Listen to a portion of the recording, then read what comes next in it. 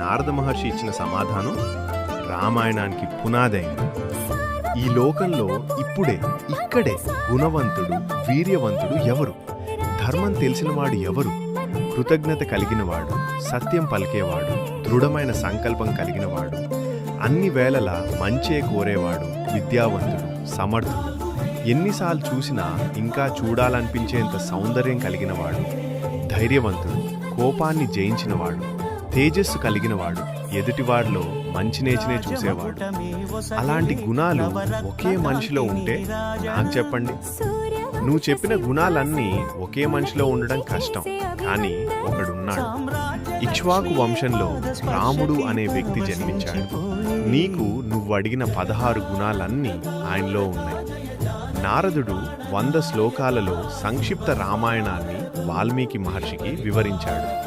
అది చెప్పిన తర్వాత నారద మహర్షి అక్కడి నుంచి వెళ్ళిపోయారు.